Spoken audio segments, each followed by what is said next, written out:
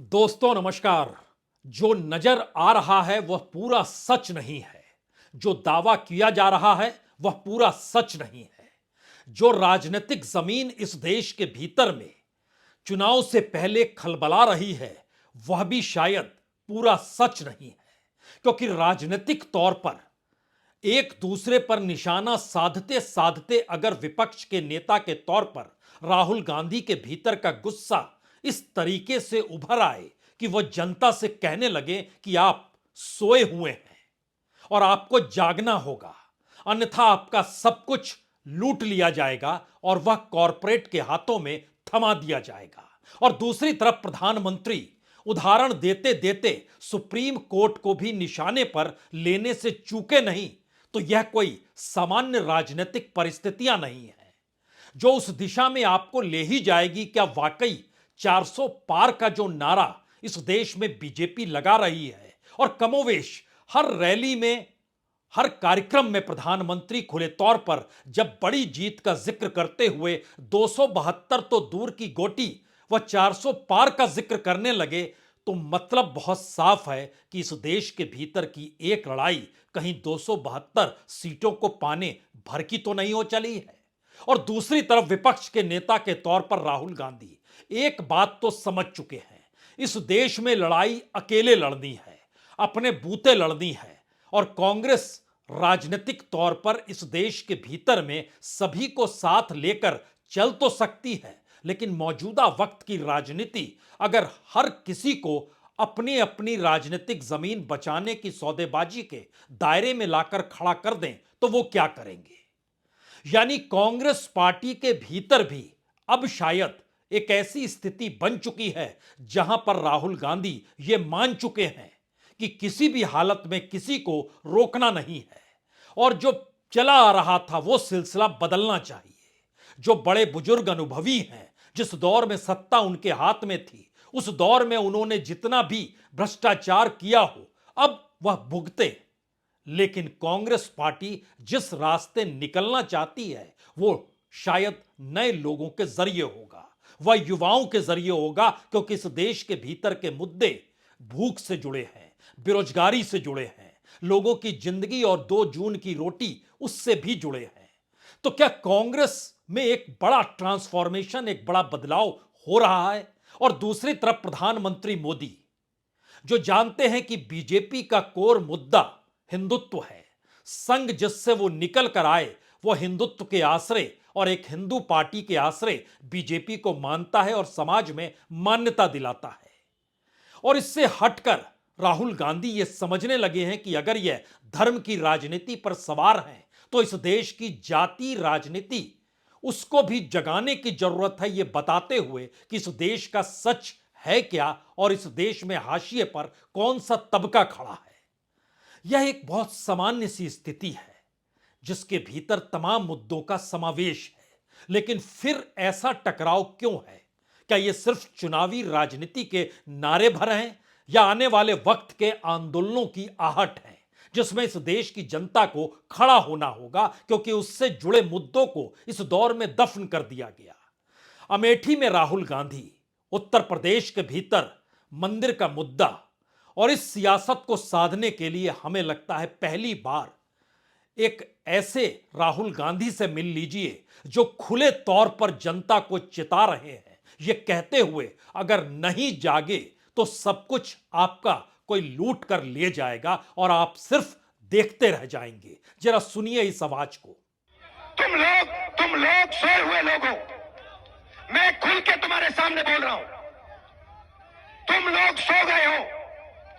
73% हिंदुस्तान का जो बब्बर शेर है, जो इस देश को चलाता है, जो इस देश को आगे ले जाता है, वो सो गया है, डर गया है।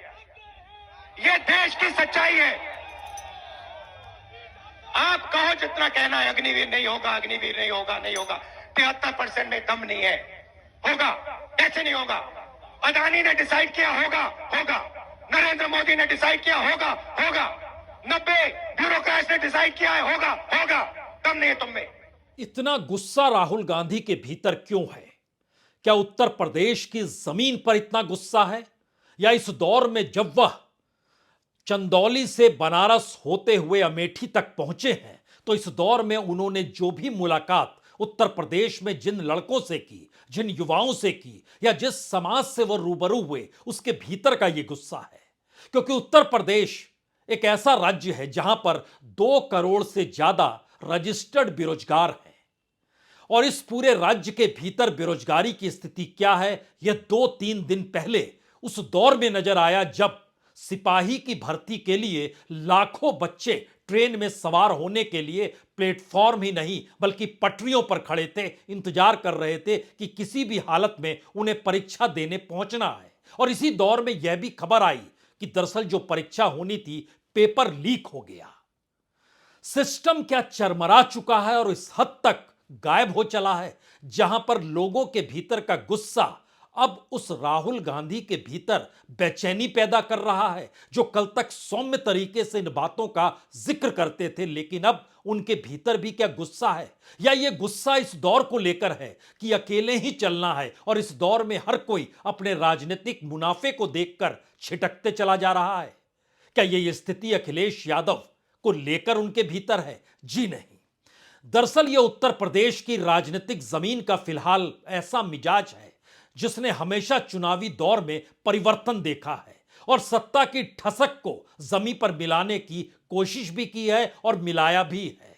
और इसी दौर में यह भी सच है कि मंडल की पूरी एक प्रयोगशाला उत्तर प्रदेश ही रही, जिसने राजनीतिक तौर पर कांशीराम और मुलायम सिंह की राजनीति को पंख दे दिए थे।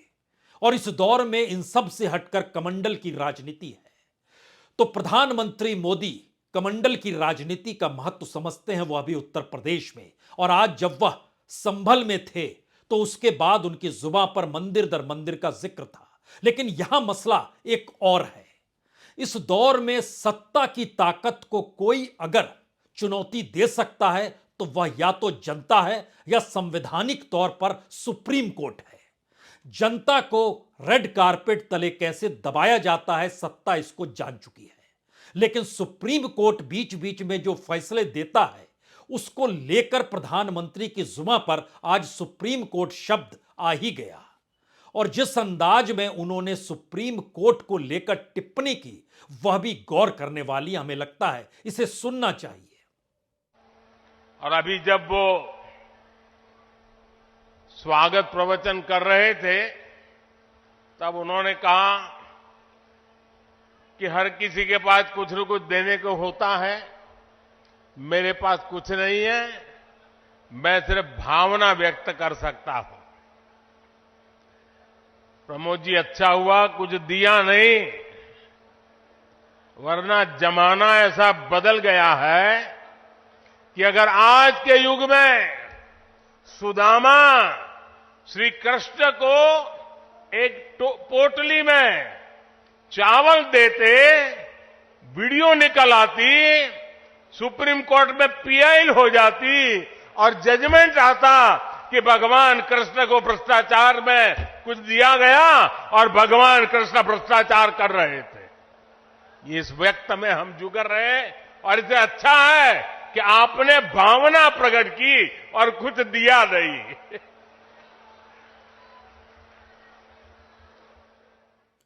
अभी चुनाव का नोटिफिकेशन हुआ नहीं है कि देश के प्रधानमंत्री मान चुके हों कि अब वो प्रधानमंत्री नहीं है, बल्कि चुनाव लड़ने के लिए अब वो रैलियां कर रहे हैं, चुनावी रैली कर रहे हैं। चुनावी रैलियों में सुप्रीम कोर्ट को आड़े हाथों कई मौकों पर लिया गया, इमरजेंसी के बाद भी लिया गया और मंडल कमंडल की राजनीति के दौर में भी लिया गया। लेकिन इस वक्त तो अभी नोटिफिकेशन हुआ नहीं है और प्रधानमंत्री सुप्रीम कोर्ट के फैसलों को लेकर कहीं ना कहीं अपने उस आक्रोश को जतला रहे हैं कि वह जनता द्वारा चुने हुए हैं, तो फिर कोई सवाल उनकी सत्ता को लेकर होना नहीं चाहिए। अगर आप याद कीजिएगा तो कानून मंत्री इस देश के जब रिजिजू हुआ करते थे तो उन्होंने भी इसी चुनौतीपूर्ण तरीके से इस देश के भीतर जजों को कहा था, चुनाव लड़ने आपको नहीं जाना पड़ता है, हमें जाना पड़ता है, तो जिम्मेदारी हमारी है और हम जो करते हैं वो सही करते हैं क्योंकि जनता ने हमें चुना है। यानी इस देश के भीतर में तमाम संस्थान तो दूर, सुप्रीम कोर्ट को भी हाशिए पर ढकेलने की कोशिश कई मौकों पर हुई है और आज उसका एक छोटा सा नजारा प्रधानमंत्री के जरिए निकल कर आया। लेकिन सवाल अब उसके आगे का है, क्या वाकई इस देश में लोकसभा चुनाव 400 पार वाले हालात में नहीं है, या इस दौर में मंडल और कमंडल बिल्कुल नए स्वरूप के साथ, नए अवतार के साथ टकराने को तैयार है? क्योंकि एक तरफ प्रधानमंत्री जान चुके हैं कि सबसे बेहतरीन हथियार मंदिर ही है, और राजनीतिक तौर पर मंदिर का जिक्र, उसके कायाकल्प का जिक्र, चाहे काशी विश्वनाथ का जिक्र कीजिए, चाहे महाकाल का जिक्र कीजिए, चाहे केदारनाथ धाम का जिक्र कीजिए, और चाहे आज जब वो संभल में थे तो वहां के मंदिर का जिक्र कर लीजिए। लेकिन दूसरी तरफ बिल्कुल नए तरीके से राहुल गांधी इन्हीं बातों का जिक्र कर रहे हैं कि दरअसल सब कुछ पर अगर सत्ता कब्जा कर ले तो क्या बचेगा।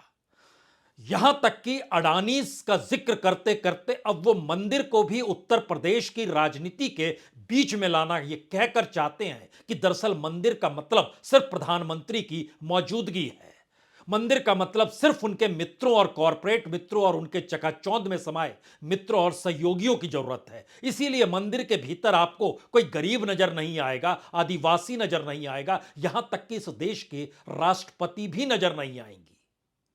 तो क्या यह एक नए तरीके की लड़ाई है जिसकी शुरुआत हो चुकी है और जो नजर आ रहा है भारत की राजनीति में कि दरअसल वह एक तरफा है, जनता ही लड़ाई लड़ सकती है? यह अंदेशा कोई दूसरा शख्स नहीं, विपक्ष के नेता के तौर पर राहुल गांधी अब खुले तौर पर यह क्यों कहने लगे हैं और लोगों को वो क्या कहकर जगाना चाहते हैं, वह भी उत्तर प्रदेश में मंदिर का सवाल उठाकर जाति से जोड़कर क्यों कह रहे हैं।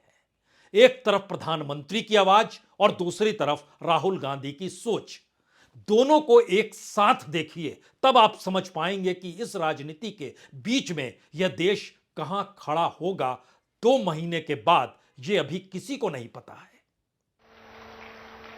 इसी कालखंड में हमने विश्वनाथ धाम के वैभव को काशी की धरती पर देखा है, निखरता हुआ देखा है। इसी कालखंड में हम काशी का कायाकल्प होते देख रहे हैं। इसी दौर में महाकाल के महालोक की महिमा हमने देखी है। हमने सोमनाथ का विकास देखा है, केदार घाटी का पुनर्निर्माण देखा है। अभी पिछले महीने ही 22 जनवरी को देश ने अयोध्या में 500 साल के इंतजार को पूरा होते देखा है। अब सुनो, राम मंदिर का आपने इनॉग्रेशन देखा? सबने देखा? मुझे बताओ, अंबानी का चेहरा देखा? अमिताभ बच्चन का देखा? किसी किसान का देखा? किसी मजदूर का देखा? किसी गरीब का देखा? हिंदुस्तान की राष्ट्रपति आदिवासी है। हिंदुस्तान की राष्ट्रपति आदिवासी है। आपने राम मंदिर में चेहरा देखा? क्यों नहीं देखा? क्यों नहीं देखा? किसी दलित का आपने मंदिर में चेहरा देखा? किसी पिछड़े का आपने मंदिर में चेहरा देखा? तो फिर अब मैं आपको बताता हूं, आपने नरेंद्र मोदी का चेहरा देखा। आप कहोगे नरेंद्र मोदी पिछड़े वर्ग का आदमी है, और मैं आपको बताता हूं, नरेंद्र मोदी जब पैदा हुए गुजरात में वो जनरल कास्ट के आदमी थे। गुजरात में 2000 में उनकी जात, घाची जात को ओबीसी में डाला गया था। नरेंद्र मोदी ओबीसी नहीं है, नरेंद्र मोदी जनरल कास्ट के हैं, और नरेंद्र मोदी जनरल कास्ट के गरीब लोगों की भी देखभाल नहीं करते। उत्तर प्रदेश की राजनीतिक जमीन पर यह अजीबोगरीब तो हर किसी को लग सकता है, क्योंकि मंडल कमंडल राजनीति का सबसे बड़ा प्रयोग उत्तर प्रदेश में ही हुआ, और इस प्रयोग के आश्रय बीजेपी ने अपनी राजनीतिक जमीन को बढ़ाया तो दूसरी तरफ समाजवादी पार्टी और बहुजन समाज पार्टी दोनों सत्ता तक भी पहुंची। उस दौर में कांग्रेस के हाथ से ये दोनों मुद्दे खिसक चुके थे। वह तो एक राष्ट्रीय मुद्दों के आश्रय और इस देश में सेकुलरिज्म के आश्रय और इस देश के भीतर सभी को साथ लेकर चलने की सोच के आश्रय ही चल रही थी। लेकिन इस वक्त राजनीति कैसे पलटी है, इसका अंदेशा इस बात से हो सकता है कि जो प्रधानमंत्री 2014 में प्रधानमंत्री बनने के रास्ते में कभी उन्होंने मंदिर का जिक्र नहीं किया, अयोध्या का जिक्र नहीं किया, कभी उन्होंने काशी का जिक्र नहीं किया, महाकाल का जिक्र नहीं किया, इस बार वो क्यों कर रहे हैं। और कांग्रेस दूसरी तरफ जाति की राजनीति के आश्रय कभी चलती नहीं थी और उत्तर प्रदेश के भीतर ही आकर वह जातियों को जगाना चाहती है, उन्हें उस नींद से जगाना चाहती है जहां उन्हें इस बात का एहसास हो कि मौजूदा बीजेपी की राजनीति जो है वो सत्ता के लिए हर मोर्चे पर खुद को खड़ा करके ये बतला रही है कि दरअसल हम ही हम हैं और कोई नहीं है। यह दरअसल खतरे की घंटी समाजवादी पार्टी और बहुजन समाज पार्टी दोनों के लिए हो सकती है कि कांग्रेस बीजेपी के खिलाफ है और इस देश में लड़ती हुई वही अकेले दिखाई दे रही है। और राहुल गांधी जिस भारत जोड़ो यात्रा के आश्रय चल पड़े हैं उसमें इस देश का माइनॉरिटी यानी अल्पसंख्यक समुदाय यानी मुस्लिम समुदाय वह ये मान रहा है कि दरअसल विपक्ष के भीतर टकराने की क्षमता सिर्फ कांग्रेस की है, इसीलिए उसके वोट शिफ्ट होंगे इस बार बड़े पैमाने पर। अब उसके साथ उन जातियों का सवाल था जिन जातियों के भीतर अपनी अपनी पार्टी अपने अपने नेता के आश्रय वोट देने की अभी तक एक पारंपरिक सोच रही। तो क्या वो सोच इन भाषणों से डिग जाएगी? क्या उत्तर प्रदेश की राजनीतिक जमीन पर कोई खलबली इस भाषणों से मिलेगी? क्योंकि इस भारत जोड़ो यात्रा ने जो इस देश के भीतर की राजनीतिक परिस्थितियां पैदा की उसी ने इंडिया गठबंधन को जन्म दिया। लेकिन भारत जोड़ो न्याय यात्रा ने इस देश की राजनीतिक सत्ता के सामने चुनौती पैदा कर दी कि अगर उसे जीतना है तो उसको एक परसेप्शन बनाना होगा, एक नैरेटिव बनाना होगा, एक ऐसा नैरेटिव जिसके जरिए यह मानकर चला जाए कि बीजेपी तो जीत ही रही है, अब उसे बड़े जीत की जरूरत है, इसीलिए उसने 400 पार का नारा दे दिया, जिसका जिक्र प्रधानमंत्री कमोवेश हर रैली में करते हैं, हर सभा में करते हैं, यहां तक कि सरकारी कार्यक्रमों में भी करते हैं। लेकिन अगला सवाल यह भी है कि ऐसा क्या था कि मणिपुर में रैली की इजाजत शुरू में नहीं दी गई, जो भारत जोड़ो न्याय यात्रा थी उसकी यात्रा को लेकर। ऐसा क्या था कि असम में रुकावट पैदा की गई? ऐसा क्या इस न्याय यात्रा में था कि बिहार पहुंचने से पहले नीतीश कुमार छिटक गए? इस यात्रा के झारखंड पहुंचने तक मुख्यमंत्री को जेल में डाल दिया गया, जो कांग्रेस के सहयोग से चल रही थी। ऐसा इस यात्रा में क्या था कि बंगाल पहुंचते पहुंचते ममता बनर्जी के तेवर तीखे हो गए और उन्होंने कहा सिर्फ 2 सीट देंगे। इस दौर में 2 बार अभिषेक बनर्जी दिल्ली जरूर आए और उनकी मुलाकात देश के गृहमंत्री अमित शाह से भी हुई। तो क्या बाहें ऐसी मरोड़ी गई राजनीतिक तौर पर जहां ममता बनर्जी को कहना पड़ गया हम अपने बूते बीजेपी के खिलाफ लड़ लेंगे, आपकी जरूरत नहीं है? और यही यात्रा जब उत्तर प्रदेश में पहुंची तो ऐसा क्या था कि अखिलेश यादव को कहना पड़ा पहले सीटों का तालमेल कीजिए। और सीटों के तालमेल की बात करते करते उन्होंने आज एक दूसरी लिस्ट भी जारी कर दी और जिसके बाद यह कहा गया कि एक तरफ लिस्ट का जारी होना और दूसरी तरफ सीटों का तालमेल होना, और उसके बाद ही इस न्याय यात्रा में अखिलेश यादव शामिल होंगे। यह राजनीतिक मिजाज की लकीर तो मध्य प्रदेश में कमलनाथ को लेकर भी जा रही है और यह लकीर तो महाराष्ट्र तक भी पहुंच गई, जहां अशोक चौहान कांग्रेस छोड़कर बीजेपी के साथ चले गए। आखिर किस बात का डर है? लेकिन इस परिस्थिति में आज जब अखिलेश यादव से पूछा गया आप न्याय यात्रा में शामिल होंगे तो उन्होंने कहा क्या, यह भी सुनना चाहिए।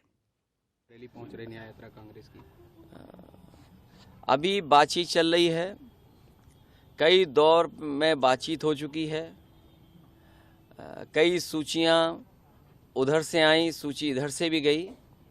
जिस समय सीटों का बंटवारा हो जाएगा समाजवादी पार्टी उनकी न्याय यात्रा में शामिल हो जाएगी। कांग्रेस तो क्या यह माना जा सकता है कि उत्तर प्रदेश में समाजवादी पार्टी ने भी अलग रास्ता अपना लिया है, जिस तरीके से ममता बनर्जी ने पश्चिम बंगाल में अलग रास्ता पकड़ा और पंजाब और दिल्ली को लेकर केजरीवाल अलग रास्ता पकड़ने की दिशा में बढ़ चुके हैं?